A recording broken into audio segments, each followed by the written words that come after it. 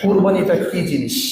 এই যে কোরবানি কোরবানি বলি, কোরবানি এর মানেটা কি? 2 নম্বর, শরীয়ত, ইসলামী শরীয়ত কোরবানি বলতে কি বুঝিয়েছে? 3 নম্বর, কোরবানির 2টা ইতিহাস। প্রথম ইতিহাস আদম আলাইহিস সালাম, 4 নম্বর দ্বিতীয় ইতিহাস ইব্রাহিম আলাইহিস সালাম। 5 নম্বর, এই কোরবানির বিধান, এটা কোন লেভেলের বিধান, ফরজ, ওয়াজিব, সুন্নাত, মুস্তাহাব, না কোন লেভেলের বিধান? 6 নম্বর, কোন কোন প্রাণী দিয়ে কোরবানি করা যাবে এবং যাবে না কোনটা দিয়ে? 7 নম্বর, কোন প্রাণীর বয়স কত হওয়া লাগবে? 8 নম্বর, কুরবানি আমরা বলি বাবার নামে, মায়ের নামে, আসলে মা বাবার নামে নয়, আল্লাহর নামে, নামে না, পক্ষ থেকে, এই বিষয়ে আমরা কথা বলবো। 9 নম্বর, বাঘে কোরবানি দেওয়া যাবে কিনা, ভাগাভাগি করে শেয়ার কোরবানি দেওয়া যাবে কিনা। 10 নম্বর, এই যে জবাই করি, কেন আল্লাহ জবাই করার কথা বললেন? ধাক্কা দিয়ে ফেলাই দিলেও তো সে তার প্রাণ চলে যাবে, জবাই করি তাকে খাইতে হবে কেন? ধাক্কা দিয়ে ফেলালে তো সে মরে যাবে, বাড়িতে মারলে তো সে মরে যাবে, তাহলে কেন জবাই করতে হবে? আল্লাহ জবাইয়ের কথা কেন বললেন? 11 নম্বর, প্রাণী জবাই করে দেখলেন বিশাল বড় একটা বাচ্চা প্রাণীর পেটের ভিতরে আছে, কি করবেন? কোরবানি হবে কি হবে না? ওই বাচ্চা কি করবেন? 13 নম্বর, যিনি জবাই করবেন তার জন্য 5টা শর্ত, যিনি জবাই করবেন। 14 নম্বর, যেই প্রাণী জবাই করা হবে ওই প্রাণীর জন্য শর্ত 3টা। 15 নম্বর, জবাই করার আদব, শিষ্টাচার, ভদ্রতা হলো 5টা। 16 নম্বর, আমার প্রিয় ভাইয়েরা, ভাগে কোরবানি দেওয়ার পরে বন্টন পদ্ধতি, কিভাবে বন্টন করবেন? 3 ভাগে ভাগ করতে হবে না অন্য কিছু আছে? এরকম আপনাদের সামনে আমরা প্রায় 22 থেকে 23টা পয়েন্ট, যদি আল্লাহ তৌফিকের, উল্লেখ করবো। আর না যতটুকু পারা যায় আমরা ইনশাআল্লাহ আপনার সাথে শেয়ার করবো ইনশাআল্লাহ। আলহামদুলিল্লাহ, সর্বাগ্রে শুরুতে আবারও প্রশংসা করছি সেই মহান আল্লাহ রাব্বুল আলামিনের সন্তুষ্টির জন্য, যে আল্লাহ রাব্বুল আলামিন আমাদেরকে পৃথিবীর সবচেয়ে দামি মূল্যবান সম্পদ ঈমান, ইসলাম, তাওহীদের সাথে বাঁচিয়ে রেখেছেন। আলহামদুলিল্লাহ, যে মহান আল্লাহ রাব্বুল আলামিন পৃথিবীর সবচেয়ে দামি সম্পদ ঈমানের সাথে, তাওহীদের সাথে রেখে আল্লাহর ঘরে আল্লাহর বিধান, জোয়ান সালাত আদায়ের তৌফিক দান করেছেন, সে আল্লাহকে খুশি করার জন্য মন ভরে শুকরিয়া করি আলহামদুলিল্লাহ। দরুদ ও সালাম বর্ষিত হোক আমাদের প্রিয় নবী, শেষ নবী, নবী মুহাম্মদ সাল্লাল্লাহু আলাইহি ওয়াসাল্লামের উপর। সংক্ষিপ্ত আকারে দরুদ পড়ছি, আল্লাহুম্মা সাল্লি আলাইহি, আল্লাহুম্মা বারিক আলাইহি। সম্মানিত সমবেত মুসল্লিবৃন্দ, আর মাত্র এই সপ্তাহ বাদে 2 সপ্তাহ বাকি আছে। এরপরেই রাসূলুল্লাহ সাল্লাল্লাহু আলাইহি ওয়াসাল্লাম মুসলিমদের জন্য 2টি মহা আনন্দ উৎসবের দিন রেখে গিয়েছেন, ঈদুল ফিতর এবং ঈদুল আযহা। আমরা ঈদুল ফিতর শেষ করেছি, আর 2 সপ্তাহ পরে ঈদুল আযহা, কোরবানির ঈদের সাথে আমরা সাক্ষাৎ করবো ইনশাআল্লাহ। এই মহান দিন, আনন্দের দিন, গুরুত্বপূর্ণ দিন, শ্রেষ্ঠ দিন, মর্যাদা এবং মাহাত্ম্যপূর্ণ দিনকে কিভাবে সুন্দরভাবে আমরা পালন করতে পারি, ইবাদত, বন্দেগী, দাসত্ব, কোরবানি, দান, সাদাকা, সিয়াম, সালাত, কিভাবে ওই সামনের দিনটাকে আরো বেশি সুন্দর করা যায়, সে লক্ষ্যে আপনাদের সামনে আজকে আমরা সংক্ষিপ্ত আকারে আলোচনা করব কোরবানির বিধিবিধান সম্পর্কে। কারণ সামনের শুক্রবার, এরপরে যে শুক্রবার সেটা ঈদের আগের দিন, সম্ভবত ঈদ হবে শনিবার, আর ঈদের আগের শুক্রবার। তো ওই শুক্রবার কোরবানির সম্পর্কে, কেমন প্রাণী, কেমন কি কিনতে হবে, আলোচনা করা খুব কঠিন, কারণ একদিন পরে ঈদ। এই জন্য আমরা এখন থেকেই আজকে আমরা কোরবানির সম্পর্কে ডিটেলস একটা তথ্যবহুল আলোচনা আপনাদের সামনে তুলে ধরব, যাতে করে আপনারা কোরবানির ঈদ সুন্দরভাবে পালন করতে পারেন এবং কোন ধরনের প্রাণী দিয়ে কোরবানি করা যাবে, যাবে না, এই কোরবানির বিধান কি ইত্যাদি বিষয়ে আপনারা জ্ঞান অর্জন করতে পারেন। সে লক্ষ্যে আজকে আপনাদের সামনে খুতবার বিষয় কোরবানির বিধিবিধান, গুরুত্ব, মাহাত্ম্য। প্রিয় ভাইয়ারা, আজকে আমরা সংক্ষিপ্ত সময় আপনাদের সামনে মোটামুটি 23টা পয়েন্ট 23টা পয়েন্টের উপর আমরা কথা বলার চেষ্টা করবো ইনশাআল্লাহ। তার শুরুতেই আপনাদের কিছু বলে রাখি। যেমন আমরা জানবো কোরবানিটা কি জিনিস। এই যে কোরবানি বলি, কোরবানি এর মানেটা কি। 2 নম্বর শরীয়ত, ইসলামী শরীয়ত কোরবানি বলতে কি বুঝিয়েছে। 3 নম্বর কোরবানির 2টা ইতিহাস। প্রথম ইতিহাস আদম আলাইহিস সালাম, 4 নম্বর দ্বিতীয় ইতিহাস ইব্রাহিম আলাইহিস সালাম। 5 নম্বর এই কোরবানির বিধান, এটা কোন লেভেলের বিধান, ফরজ, ওয়াজিব, সুন্নাত, মুস্তাহাব না কোন লেভেলের বিধান। 6 নম্বর কোন কোন প্রাণী দিয়ে কোরবানি করা যাবে এবং যাবে না কোনটা দিয়ে। 7 নম্বর কোন প্রাণীর বয়স কত হওয়া লাগবে। 8 নম্বর কোরবানি আমরা বলি বাবার নামে, মায়ের নামে, আসলে মা বাবার নামে নয়, আল্লাহর নামে, নামে না, পক্ষ থেকে, এই বিষয়ে আমরা কথা বলবো। 9 নম্বর ভাগে কোরবানি দেওয়া যাবে কিনা, ভাগাভাগি করে শেয়ার কোরবানি দেওয়া যাবে কিনা। 10 নম্বর এই যে জবাই করি, কেন আল্লাহ জবাই করার কথা বললেন। ডাক্কা দিয়ে ফেলাই দিলেও তো সে তার প্রাণ চলে যাবে, জবাই করেই তাকে খাইতে হবে কেন। ডাক্কা দিয়ে ফেলাইলে তো সে মরে যাবে, বাড়িতে মারলে তো সে মরে যাবে, তাহলে কেন জবাই করতে হবে, আল্লাহ জবাইয়ের কথা কেন বললেন। 11 নম্বর প্রাণী জবাই করে দেখলেন বিশাল বড় একটা বাচ্চা প্রাণীর পেটের ভিতরে আছে, কি করবেন, কোরবানি হবে কি হবে না, ওই বাচ্চা কি করবেন। 13 নম্বর যিনি জবাই করবেন তার জন্য 5টা শর্ত, যিনি জবাই করবেন। 14 নম্বর যেই প্রাণী জবাই করা হবে ওই প্রাণীর জন্য শর্ত 3টা। 15 নম্বর জবাই করার আদব, শিষ্টাচার, ভদ্রতা হলো 5টা। 16 নম্বর আমার প্রিয় ভাইয়েরা, ভাগে কোরবানি দেওয়ার পরে বন্টন পদ্ধতি, কিভাবে বন্টন করবেন, 3 ভাগে ভাগ করতে হবে না অন্য কিছু আছে। এরকম আপনাদের সামনে আমরা প্রায় 22 থেকে 23টা পয়েন্ট যদি আল্লাহ তৌফিকের উল্লেখ করবো, আর না হয় যতটুকু পারা যায় আমরা ইনশাআল্লাহ আপনার সাথে শেয়ার করবো ইনশাআল্লাহ। তাহলে আমার প্রিয় ভাইয়েরা, প্রথমে আমরা জেনে নিই কোরবানি কাকে বলে, এটার মানে কি, কেন। আপনি যখন কোরবানির অর্থ বুঝতে পারবেন, কোরবানির মানে অর্থ বুঝতে পারবেন, তখন নর্মালি এই ইবাদতের প্রতি আপনার ভালোবাসা, আসক্তি বেড়ে যাবে, টান বেড়ে যাবে যে না এটার মানে এই। তাহলে আমার প্রিয় ভাইয়েরা, সহিহ ফিকহুস সুন্নাহ, লেখকের নাম আবু মালিক কামাল ইবনে সাইয়্যিদ সালেম, খণ্ড নম্বর 2 বা 3, কিতাবের নাম সহিহ ফিকহুস সুন্নাহ, লেখকের নাম আবু মালিক কামাল ইবনে সাইয়্যিদ সালেম, খণ্ড নম্বর 2 অথবা 3, তা আরবি কিতাব। সেখানে বলা হয়েছে কুরবানির শব্দটাকে 3 ভাবে উচ্চারণ করা যায়। 1 উদহিয়া, আলিফে পেশ দিয়ে। 2 ইদহিয়া, আলিফের নিচে জের দিয়ে। 3 দহাইয়া বা দহাইয়া, বিভিন্ন ভাবে পড়া যায়। অর্থ হলো নৈকট্য অর্জন করা। আর ডাইরেক্ট যে আমাদের কুরবানি বলি, এটা বাংলা না, ডাইরেক্ট কুরবানি শব্দটা কোরআন থেকে আসছে। কোরবান, কোরবান, নিকটবর্তী হওয়া, নৈকট্য অর্জন হওয়া, আল্লাহর কাছাকাছি যাওয়া, আল্লাহর প্রিয় পাত্র হওয়া। এটা কোরআন কারীম পারা নম্বর 6, পৃষ্ঠা নম্বর 11, লাইন নম্বর 8, 5 নম্বর সূরা মায়েদা 27 নম্বর আয়াত। আল্লাহ বলছেন وَاتْلُ عَلَيْهِمْ نَبَأَ ابْنَيْ آدَمَ بِالْحَقِّ إِذْ قَرَّبَا قُرْبَانًا فَتُقُبِّلَ مِنْ أَحَدِهِمَا وَلَمْ يُتَقَبَّلْ مِنَ الْآخَرِ قَالَ لَأَقْتُلَنَّكَ قَالَ إِنَّمَا يَتَقَبَّلُ اللَّهُ مِنَ الْمُتَّقِينَ।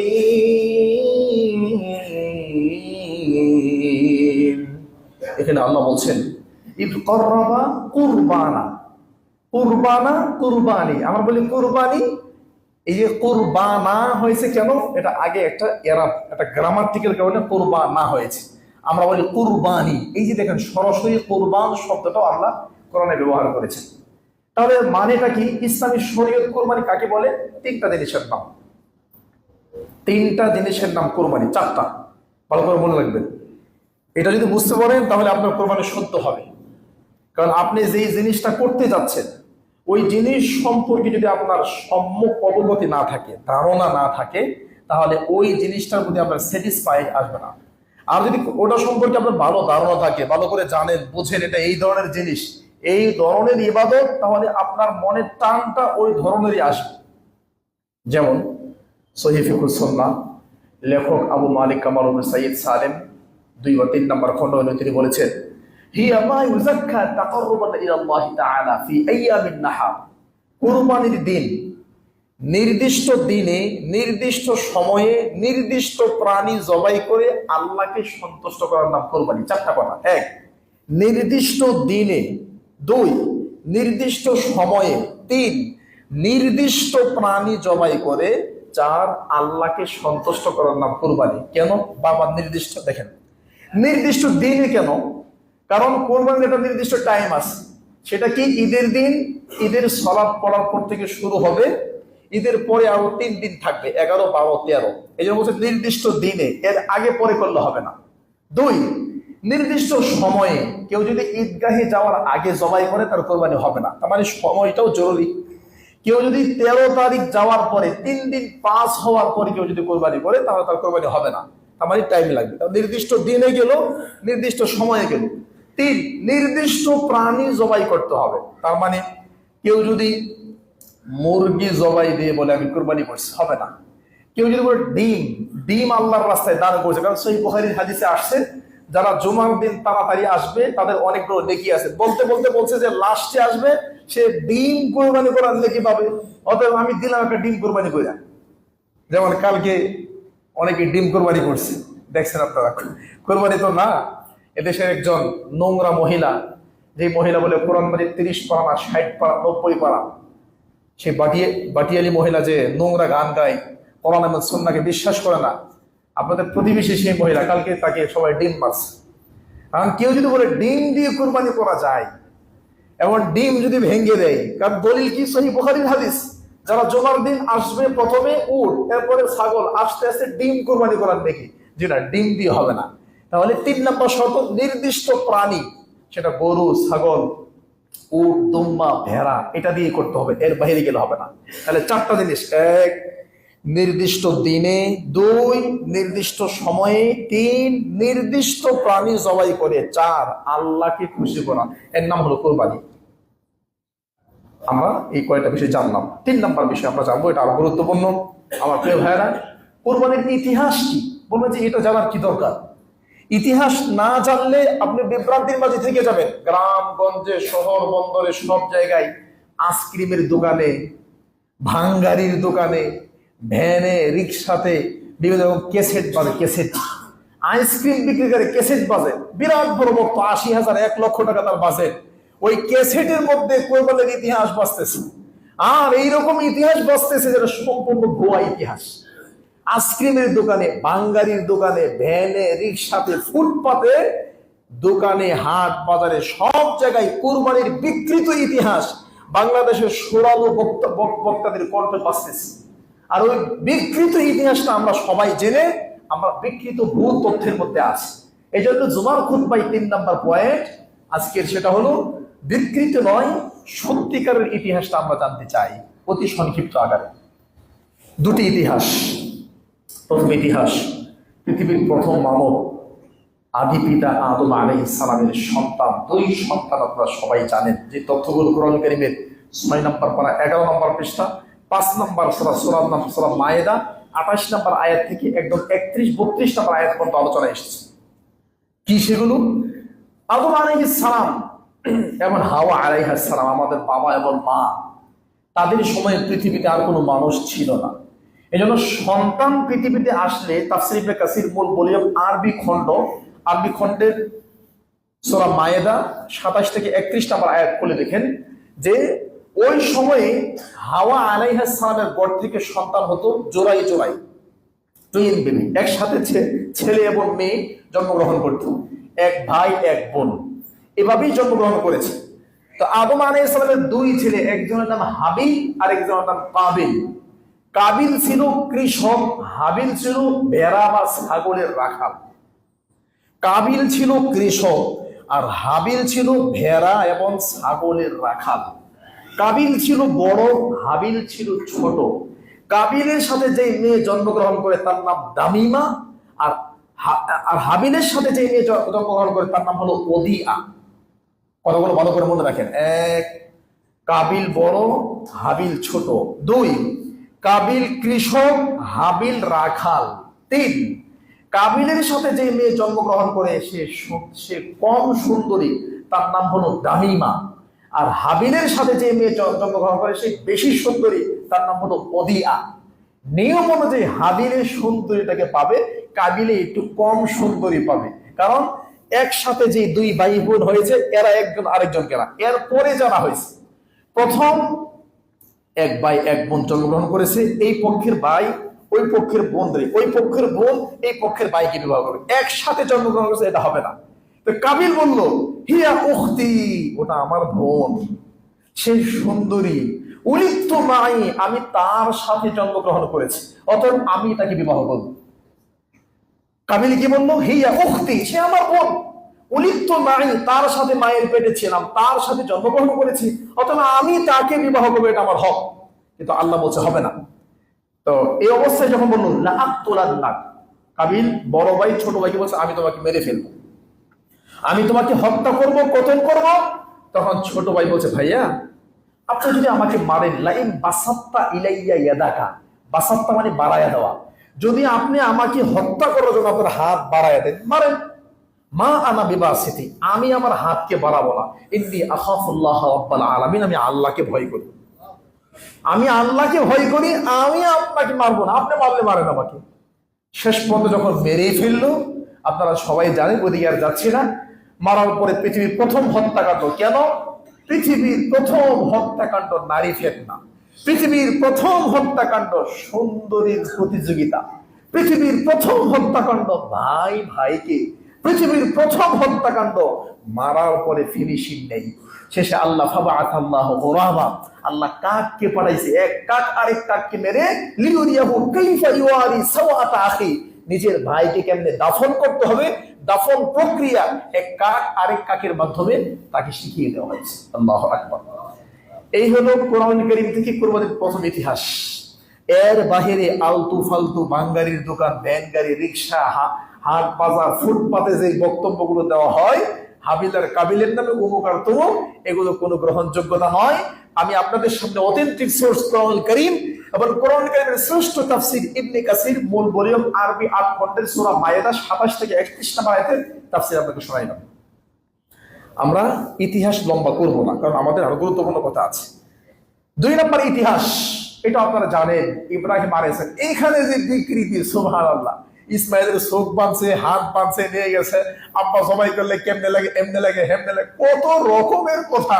মানে বাঙালিরা কত বিকৃতি করতে পারে, এইগুলা ইতিহাস আপনারা শুনলে বুঝবেন। আর যেই বক্তা যত সুর দিয়ে বিকৃত করে জাতির সামনে বক্তব্য উপস্থাপন করতে পারে, সেই ভালো বক্তা। ইন্না লিল্লাহি ওয়া ইন্না ইলাইহি রাজিউন। চলেন আমরা দ্বিতীয় ইতিহাস একটু টাচ করি। ইব্রাহিম আলাইহিস সালাম, ইতিহাসগুলো কোরআন কারীমে কয়েক জায়গাতে আসছে। দেখেন তো, কোরআন কারীম পারা নম্বর 12 পৃষ্ঠা নম্বর 8 থেকে 9 সূরা হুদে আসছে। কোরআন কারীম পারা নম্বর 14 পৃষ্ঠা নম্বর 3 থেকে 4, 3 পৃষ্ঠার লাস্ট থেকে শুরু হয়েছে, 4 পৃষ্ঠার মাঝামাঝি গিয়ে শেষ হয়েছে, সূরা আল হিজর। এবং কোরআন কারীম পারা নম্বর 20 পৃষ্ঠা নম্বর 19, এবং কোরআন কারীমের আরো বেশ কিছু জায়গাতে আল্লাহ সুবহানাহু ওয়া তাআলা, কোরআন কারীম পারা নম্বর 23 পৃষ্ঠা নম্বর 8, লাইন নম্বর 9 সূরা সাফফাত আয়াত নম্বর 99 থেকে 101-2, এগুলো আয়াতে আল্লাহ তাআলা দ্বিতীয় ইতিহাস টাচ করেছেন। দ্বিতীয় ইতিহাসটা কি দেখেন। আল্লাহ ইব্রাহিম আলাইহিস সালাম ইখতাতানা খলিলুর রহমান, ইখতাতানা মানে খাতনা করা, মুসলমানি করা। ইখতাতানা খলিলুর রহমান, রহমানের বন্ধু ইব্রাহিম আলাইহিস সালাম খাতনা করলেন, নিজেই নিজের খাতনা করলেন। হিনা আতাত আলাইহি সালাসুনা, হিনা আতাত আলাইহি 80 সানা, তা ওটা কখন? তার বয়স যখন 80 বছর হয়। 80 বছর বয়সে নিজেই নিজের খাতনা করলেন। ওখতাতানা বিল কদুম, এবং এই খাতনাটা করছে কাদুম নামক জায়গাতে। এই হাদিসটা জাল জয়ীব না, ডাইরেক্ট সহিহ মুসলিমের হাদিস, মুসলিম শরীফের হাদিস। আচ্ছা, ইব্রাহিম আলাইহিস সালাম বার্ধক্যে উপনীত হলেন, সন্তান হবে কি হবে না বুঝতে পারছেন না, টেনশনে পড়ে গেছেন, আল্লাহর কাছে দোয়া করলেন, যেটা কোরআন কারীম সূরা সফফাত 23 নম্বর পারা 8 নম্বর পৃষ্ঠা 8 থেকে 9 নম্বর লাইন, সূরা সফফাতের 99 থেকে 100 105 নম্বর আয়াতে পেয়ে যাবেন, তা না অনেকগুলো আয়াত। সেখানে তিনি দোয়া করলেন, রব্বি হাবলি মিনাস সালিহিন, হে আল্লাহ আপনি আমাকে একজন সৎ সন্তান দান করেন, ভালো সন্তান দান করেন। আল্লাহ বললেন, ফাবাশশারনাহু বিগুলামিন হালিম,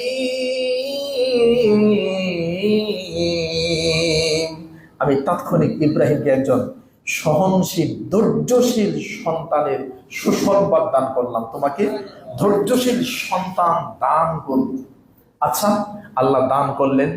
فلما بلغ معه السعي قال يا بني إني أرى في المنام أني أذبحك فانظر ماذا ترى। একটাই সন্তান, তারপর 80-90 বছর বয়সের পরে বৃদ্ধ বয়সে পাইছে। মনে করেন সৌদি আরব গেছেন, কোটি কোটি টাকা কামাই করছেন, অথবা ইংল্যান্ডে গেছেন, কোটি কোটি টাকা কামাই করছেন, স্ত্রী বিবাহ করছেন আজকে 30 বছর 40 বছর, 30-40 বছরের কোনো সন্তান হয় না, কোটি কোটি টাকার মালিক, সাভার বাজারে বাড়ি আছে, গাড়ি আছে, অনেক কিছু আছে, কোনো সন্তান নাই। এই 50 বছর বয়সে যদি আল্লাহ একটা সন্তান দেই, ওই সন্তানটাও যদি আবার ছেলে হয়, ছেলেটাও যদি আবার চমৎকার সুন্দর হয়, আর ছেলেটাও যদি আবার ধৈর্যশীল সহনশীল হয়, এটাই যদি আবার কয়েক বছর পরে আল্লাহ বলে, এই তুমি তোমার হাতে এটা জবাই করো, তাহলে কিভাবে সম্ভব এটা? আল্লাহু আকবার।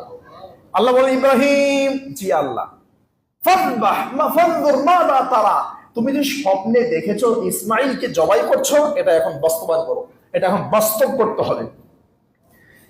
এমনিতেই পরীক্ষা দিয়ে ফার্স্ট হয় নাই, এত মর্যাদা এমনিতে পাই নাই, যেমন বাবা তেমন সন্তান।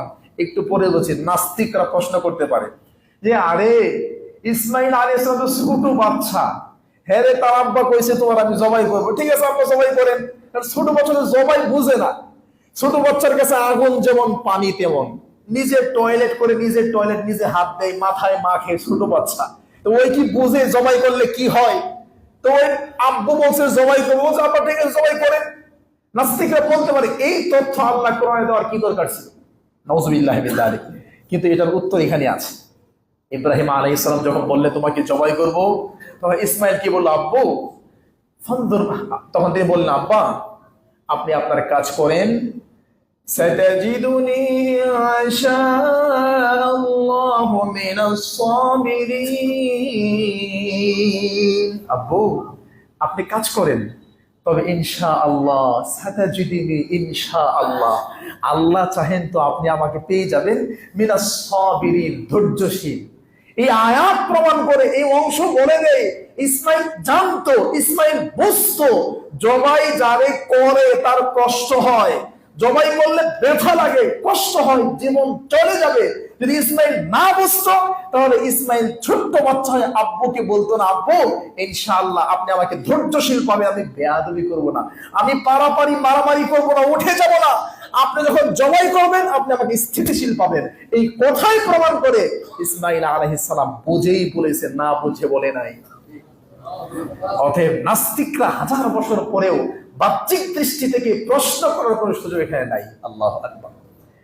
এবং আপনারা সবাই জানেন আল্লাহ সুবহানাহু ওয়া তাআলা কি নিলেন? তাকওয়াটা নিলেন। তাকওয়া নেওয়ার পরে জান্নাত থেকে দুম্বা পাঠিয়ে দিলেন, সেটা জবাই হয়ে গেল, কুরবানি হয়ে গেল।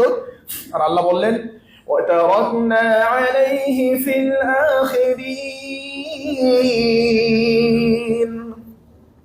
সালামুন আলা ইব্রাহিম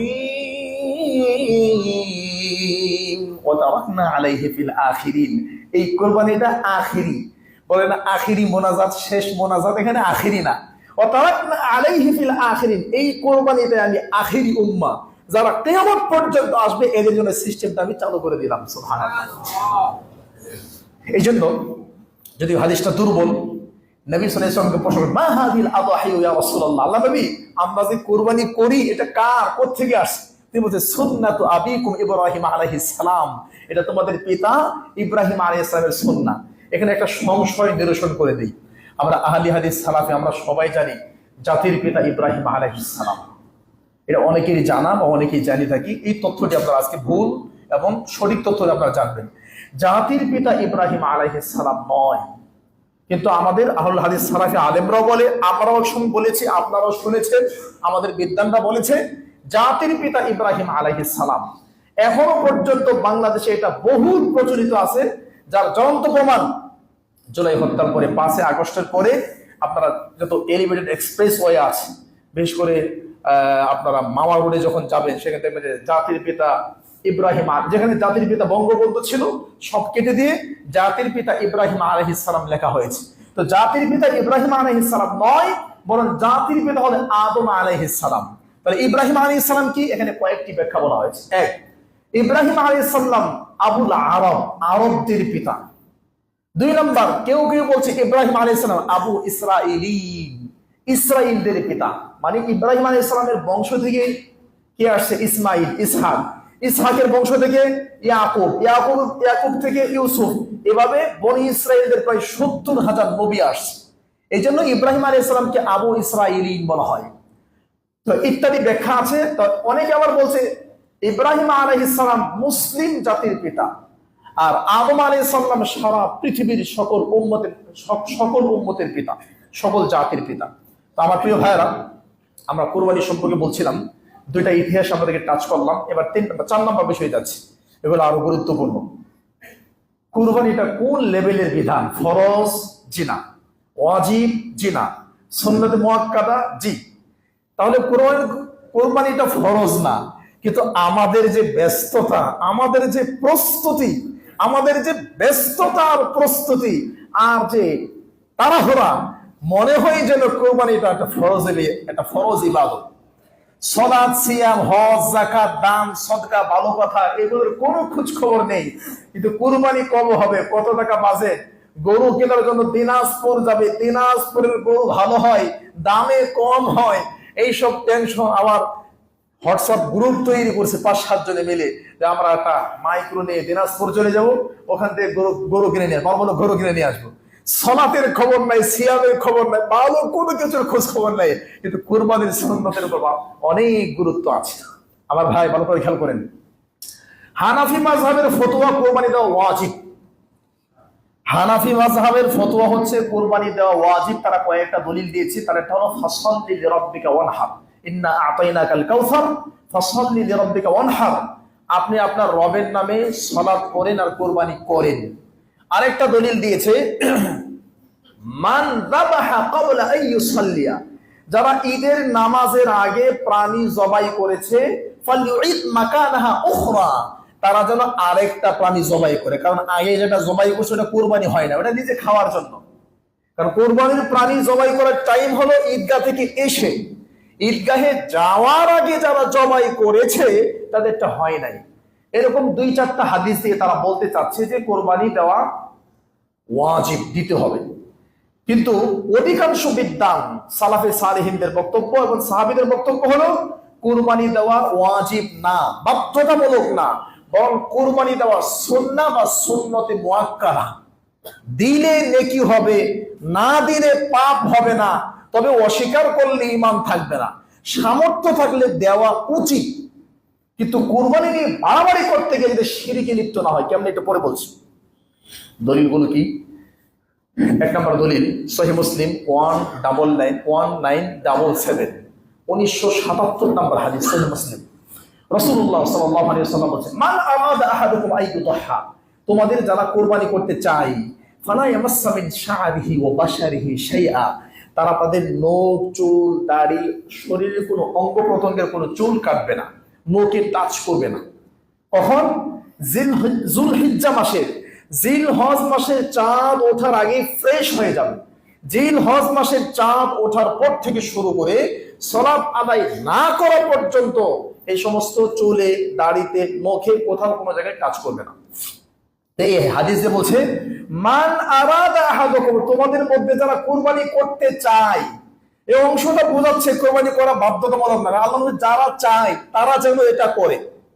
যদি এটা বাধ্যতামূলক হতো তাহলে বলতো অবশ্যই তোমরা কুরবানি করবা আর অবশ্যই এটা করবা। মানে নখ চুল কাটবা না। এটা হাদিস। তারপরে মুসান্নাফ ইবনে আব্দুর রাজ্জাক 8149 নম্বর হাদিস, মুসান্নাফ ইবনে আব্দুর রাজ্জাক 8151 নম্বর হাদিস। আরো বেশ কিছু কিতাবের হাদিস খেয়াল করেন। আবু মাসউদ আল আনসারী তিনি বলেন, ইন্নী লা আদহাল আদহা, আমি মাঝে মধ্যে কুরবানি করতাম না, ছেড়ে দিতাম। আমি কোন কোন বছর কোরবানি করতাম না, কেন? ওয়াইন্নী লামুসা, অথচ আমার সামর্থ্য আছে, আমার এবিলিটি আছে, এরপরও আমি কোরবানি করতাম না। কেন করতাম না? মাখাফাত আইয়ারা জিরানি আন্নাহু কুতিমা আলাইয়া, যাতে করে আমার প্রতিবেশীরা এটা মনে না করে মনে হয় কোরবানি করা ফরজ বা ওয়াজিব। এই জন্য তো এই সাহাবী প্রতি বছর করে। মানুষকে এটা বোঝানোর জন্য আমার সামর্থ্য থাকার পর আমি কোরবানি করতাম না, মাঝে মধ্যে ছেড়ে দিতাম, যাতে মানুষ ভুল না বোঝে যে কোরবানি দেওয়া বাধ্যতামূলক। একটা হাদিস, হাদিস সহিহ। এরপরে আরেকটা হাদিস, মুসান্নাফ ইবনে আব্দুর রাজ্জাক 8149 বা 50 নম্বর হাদিস।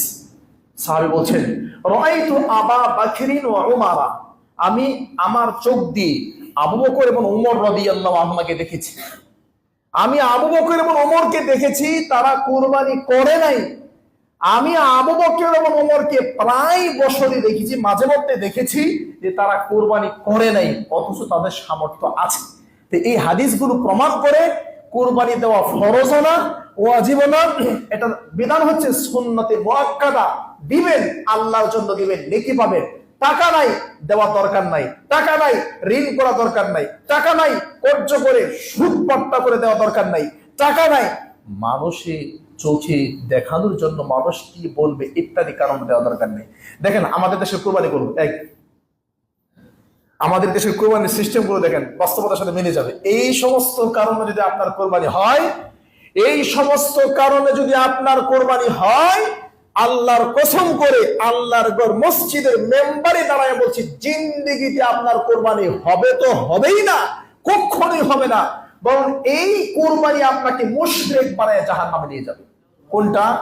এক, খেয়াল করেন, কোরবানি না দিলে মানুষ কি বলবে? আমার কামাই ভাবে আছে, এত কামাই করি, এখন যদি কোরবানি না দিই মানুষ কি বলবে?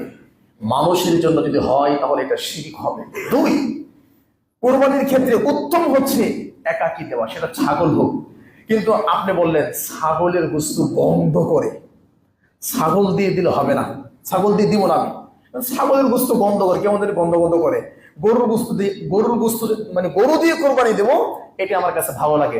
তার মানে আপনি গোশত খাওয়ার জন্য কোরবানি দিচ্ছেন, আপনার কোরবানি হবে না। 3 নাম্বার, আপনি বললেন ছাগল কিনতে গেলে মিনিমাম 15 থেকে 20,000 টাকা লাগবে। তো 15 থেকে 20,000 টাকা হলে আমি গরু দিয়ে অ্যাটেন্ড করতে পারি।